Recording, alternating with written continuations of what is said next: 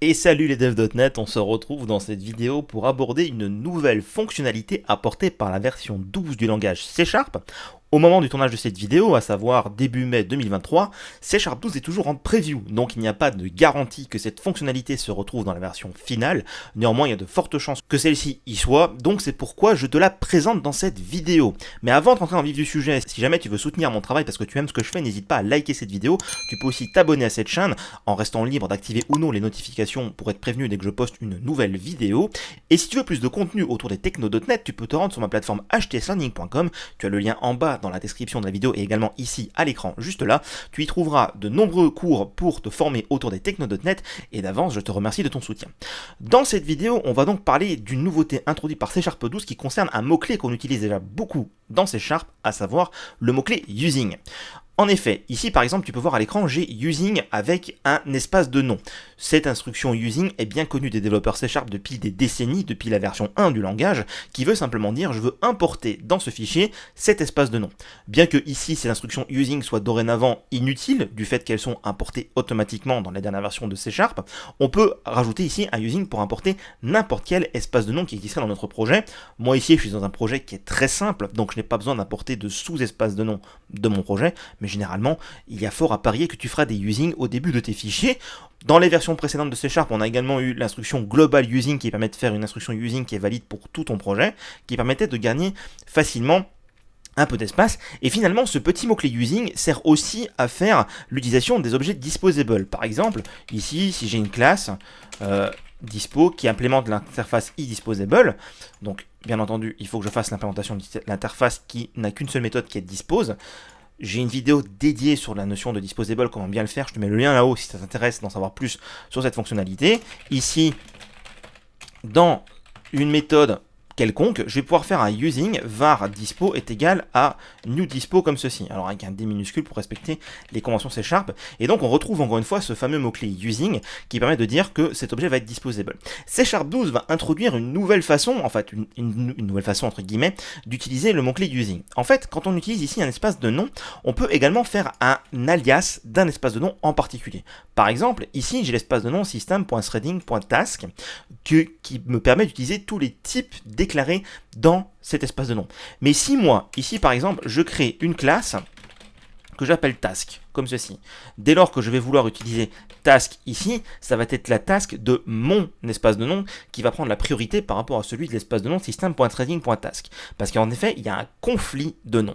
Alors comment est-ce que je peux résoudre ce problème? Eh bien par exemple, ici, je peux donner un alias en faisant par exemple un petit nom, là je choisis par exemple st, et je mets égal cet espace de nom, et ça me permet de définir un alias pour cet espace de nom. Et donc ici, si je veux déclarer une task de mon espace de nom, j'utilise le mot-clé task tout simplement. Si je veux déclarer une task de l'espace de nom system.threading.task, je reprends l'alias que j'ai fait et là je peux utiliser st, donc mon alias, .task, et j'ai donc accès à la classe task qui est dans cet espace de nom. Et comme on peut le voir, il passe de gris clair à blanc parce qu'il est maintenant véritablement utilisé. Donc ça existait depuis longtemps également, les alias d'espace de nom. Ça permettait, si on avait un conflit d'espace de nom, de donner des alias pour utiliser des types dans un cas ou dans l'autre. Donc en quoi C# 12 apporte une nouvelle fonctionnalité? Eh bien, je vais revenir un peu en arrière. En C# 7 a été introduit les value tuple. En fait, une problématique qu'on avait généralement, c'est quand on voulait retourner plusieurs éléments d'une seule méthode. On avait le problème parce qu'une méthode ne peut retourner qu'un seul élément. Donc par exemple un int comme ceci, et donc je faisais un return 0. Ok, ça c'est depuis la nuit des temps. Mais si je voulais retourner deux éléments, avant C# 7, j'avais pas tellement de solutions. Je devais créer soit une classe, soit une structure, soit utiliser un type un peu plus générique, un peu fourre-tout, comme le tuple qui était là dans le framework depuis .NET 4, .NET Framework 4. Mais avec C# 7, on a eu les value tuples qui sont d'une part des tuples qui sont de type valeur, mais d'autre part également la possibilité d'avoir un raccourci d'écriture qui, à l'aide des parenthèses, permet de déclarer qu'on veut renvoyer un couple qui contient, par exemple ici, un couple de deux entiers, et on pouvait en avoir plusieurs. Par exemple, je pouvais retourner ici trois valeurs, int et string. Alors pourquoi ça a été introduit?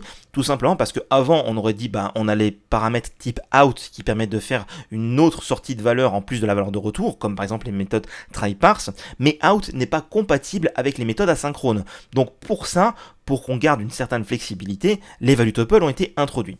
Néanmoins, la problématique qu'on a ici, c'est que ça, c'est pas très parlant. Par exemple, ici, si j'ai une méthode 2, comme ceci, et que je fais un résultat avec où j'appelle méthode, dans ce résultat, tu peux le voir, j'ai item 1, item 2, item 3.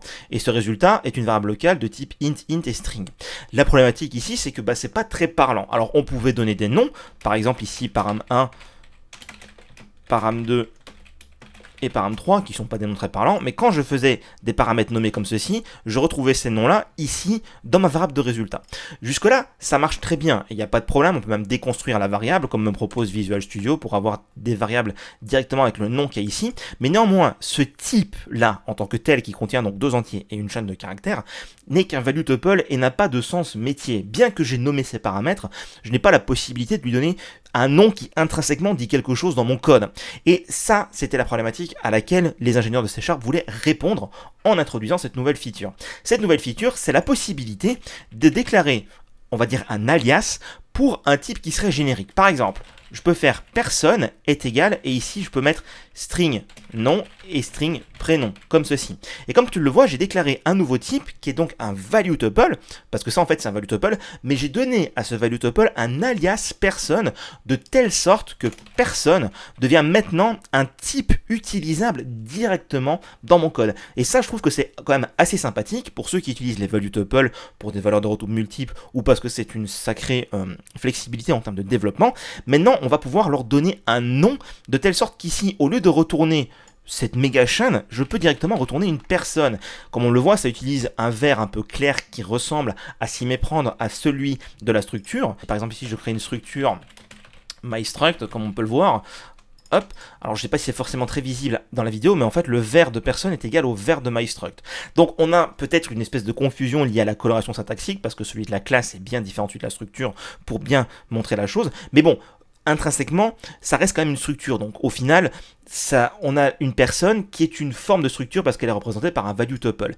Donc cette nouvelle façon d'utiliser l'instruction using, qui n'existait donc pas avant, permet de définir un alias, en quelque sorte un nouveau type qui est donc la représentation d'un value tuple qui va donc permettre d'avoir l'utilisation d'un nom vraiment parlant pour nos objets value tuple, et donc on va retrouver ici toute la flexibilité de l'utilisation des value tuple. Par exemple ici je le retourne comme un value tuple et on peut le voir que ça se transforme en personne, et donc ici si je fais un var result est égal à méthode, le result qui est là est de type personne. Comme on peut le voir, on a vraiment un type plus ou moins déclaré, et Visual Studio me précise bien qu'il s'agit bien d'un value tuple qui contient le nom et le prénom, et je peux même continuer à le déconstruire si je le veux, et donc je récupère le nom et le prénom comme ceci, sans aucun problème. Donc en fait, l'avantage de cette feature, c'est que ça rend votre code beaucoup plus clair à la lecture. On n'a pas ici une parenthèse avec une collection de paramètres, quand bien même ils sont nommés. Ici, c'est vraiment quelque chose d'explicite, un nouveau type, sans qu'on ait vraiment besoin de le créer. Donc on fait un pas de plus vers de la programmation dynamique en utilisant des types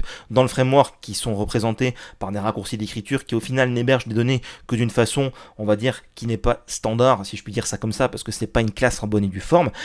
Bien entendu, on reste très limité parce qu'un value tuple n'est là que pour transiter de la donnée, c'est un bête DTO, mais maintenant le fait de pouvoir leur donner un nom va vraiment rendre votre code plus explicite, et je pense que d'ici peu, que ce soit Rider ou Visual Studio, il va vous proposer de donner des alias à vos value tuples pour rendre votre code beaucoup plus explicite. J'espère que comme moi tu aimes bien cette fonctionnalité et que tu n'hésiteras pas à l'utiliser dans tes nouveaux projets. Si tu as aimé cette vidéo, n'oublie pas de soutenir mon travail en lâchant ton pouce bleu et en t'abonnant à ma chaîne. N'oublie pas que tu restes libre pour les notifications et que si tu veux en savoir plus sur les techno.net, sur tout l'écosystème, tu trouveras tous mes cours sur ma plateforme HTS Learning. N'hésite pas non plus à aller faire un tour dans le blog où est-ce que je vais publier de plus en plus d'articles avec mes partenaires. D'avant, je te remercie de ton soutien et je te dis à bientôt pour une prochaine vidéo autour des techno.net.